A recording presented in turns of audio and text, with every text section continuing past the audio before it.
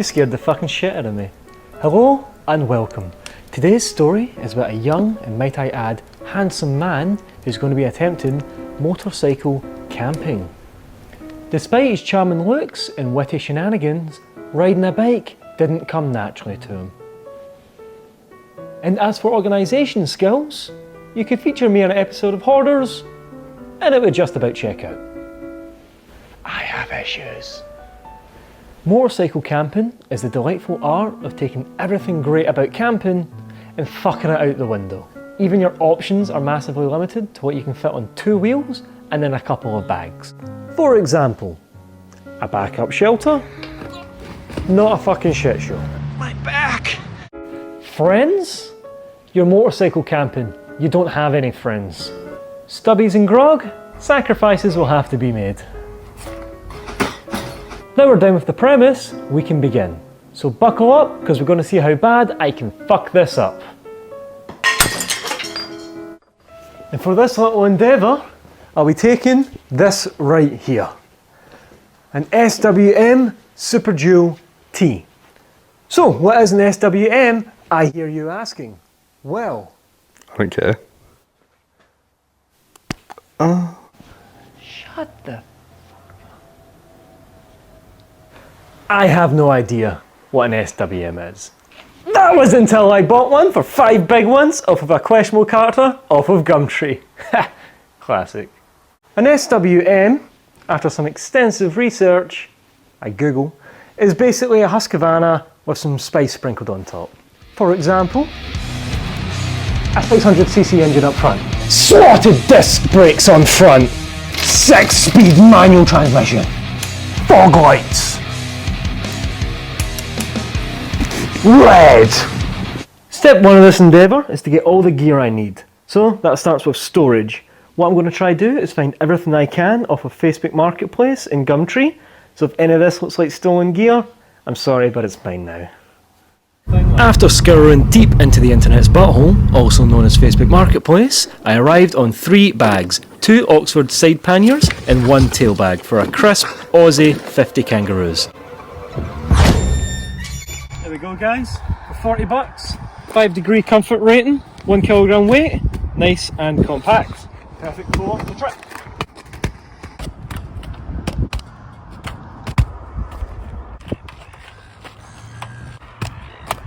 Perfect for the trip. First try. After that small adventure, I dragged myself down to Bunnan Snag House to grab myself a tarp, a small camping chair, and a water bottle. As for personal safety gear, I will be taking that a lot more serious. It is my life at risk after all. So whenever I can, I'll be buying a brand new jacket, pants, boots, and especially a helmet. These guys here are made to take 1 impact and 1 impact only. And after that, they're for the bin. So, we've got the gear, we've got the bike, and I'll be damned if we ain't got the looks.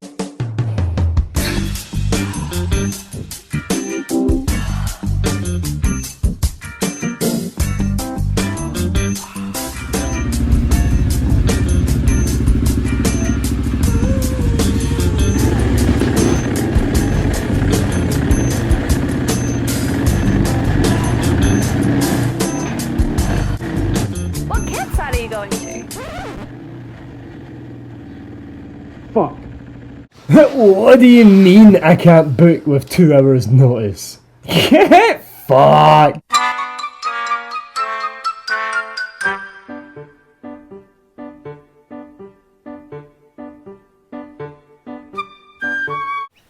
Now that I've secured myself a camping spot, all I need now is to find an accomplice stupid enough to follow me to get some really nice shots. After all, this shit doesn't film itself. But luckily enough, here's an idiot I prepared earlier. I'm here to propose a deal. Thanks. I can finally scream.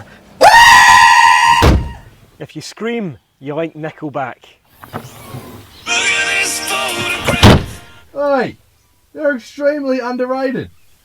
What do you want? I need you to be the cameraman for my trip. Yeah? On one condition. What? I want to drive your car. Counter offer. What? I won't murder you. Bill, Let's get this show on the I road. want to film a montage. Yeah, champ, we can do a montage for you. Let's get this show Can we on stop for ice cream? You're pushing your fucking luck! Montage.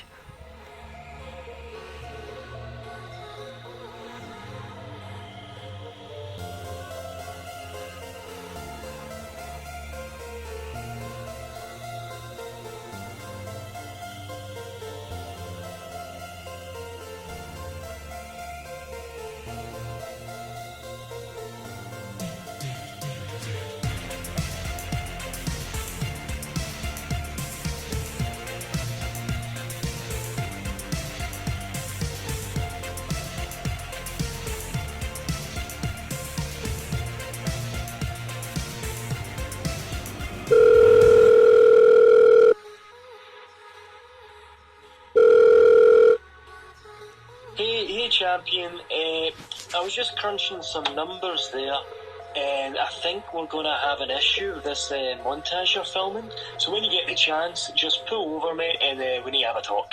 Cheers. I'm not going to be able to afford both petrol and the fancy montage with all the slow motion and the voiceover and the fancy music, and it costs money. It genuinely does, and we're going to have to do cuts, mate. I'm gonna have to cut back on the montage. I know you're really looking forward to it. But the only reason I came on this trip was to do a fucking montage. The people are going to notice if there isn't one. You won't notice, really. You won't. So there we go, guys. After a couple of hours on the bike and stopping to see a few sights on the way, we finally arrived.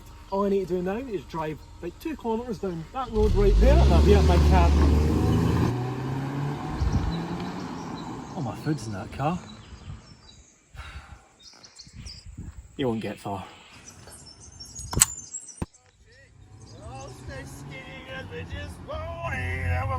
Hang out in the coolest bars and the VIP with the movie stars.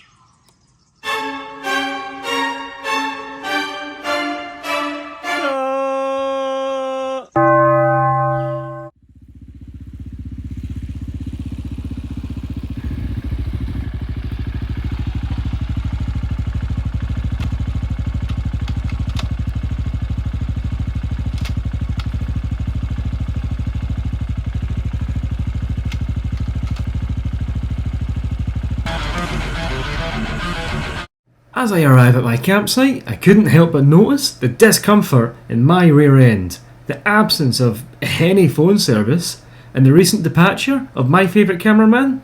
Damn. However, I refuse to focus on the negatives. This was a chance for me to embrace my freedom without any governmental regulations or societal expectations to hold me back. For the first time in a while, I felt truly liberated as an individual. So I took a moment to sit down and savour the sweet taste of freedom. This is nice. And boring as all shit to watch, so I started unpacking and setting up my camp.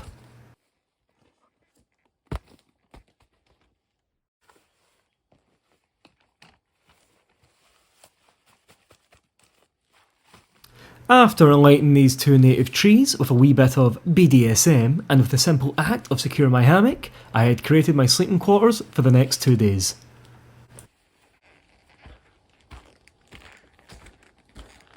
They ask you how you are, you just have to say that you're fine when you're not really fine, but you just can't get into it because they would never understand.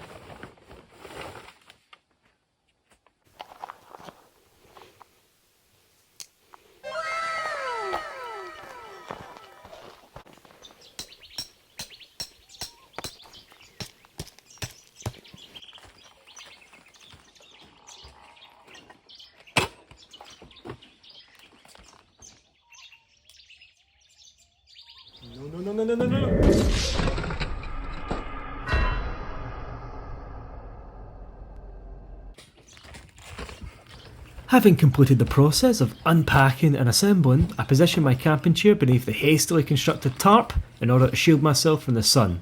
I waited for the impending arrival of nightfall, which came sooner than expected. That's what she said.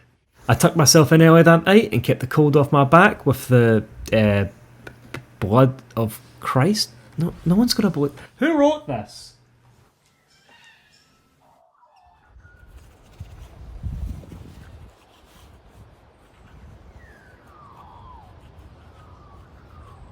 The next day, I followed my usual morning routine. I took the time to explore the local amenities. I treated myself to a champion's breakfast. Then later that afternoon, I embarked on a ride through the hills and some local trails. The rest of the day was spent basking in the wonders of Deep Creek. However, back at camp, it wasn't all sunshine and kangaroos. Hey guys, so you join me on the hunt for some food. What I'm trying to look for here resides in this area, the Deep Creek of South Australia. Not too rare, but there's one right there. Look at it. I'll try to show it on camera before I catch it.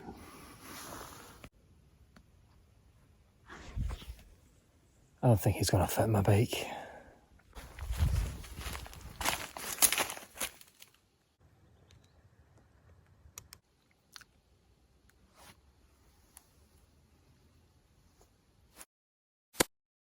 After scoring myself those extra calories, I made the bold decision to torture myself with the 4-wheel drive equivalent of walking.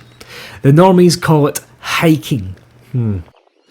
Just going to give this hike a crack. I googled it, it's a grade 3, which is apparently quite difficult, but I'm built different, so...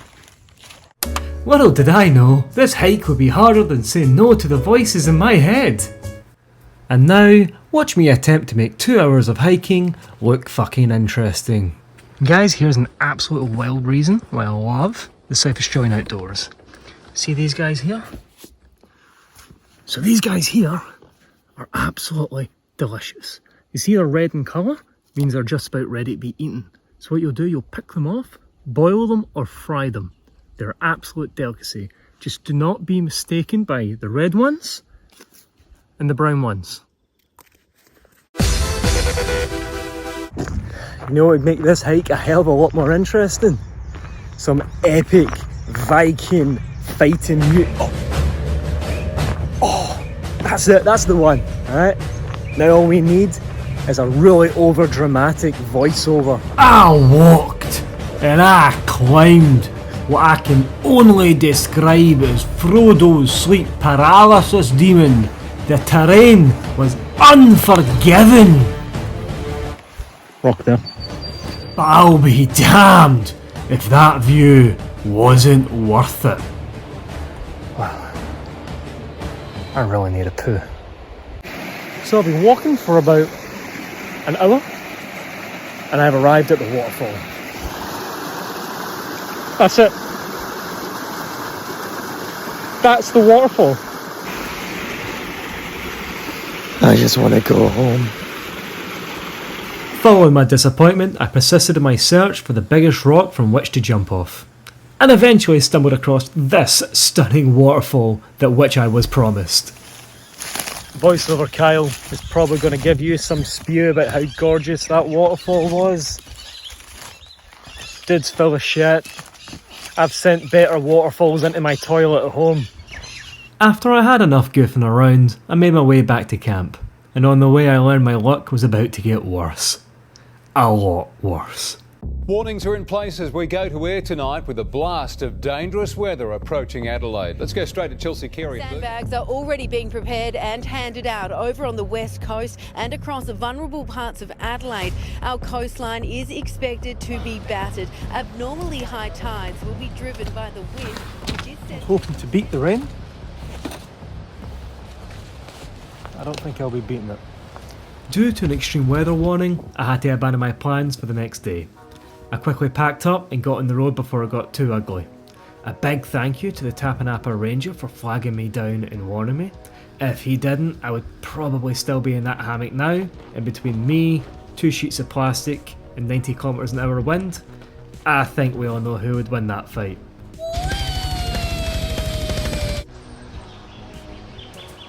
Always take your rubbish with you.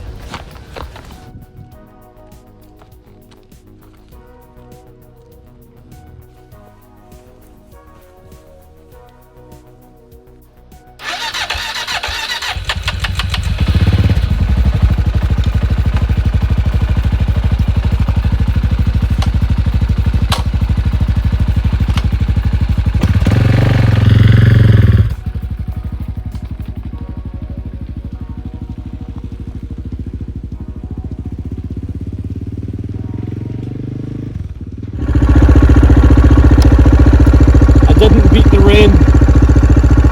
It's just starting. This is gonna be fucking shit.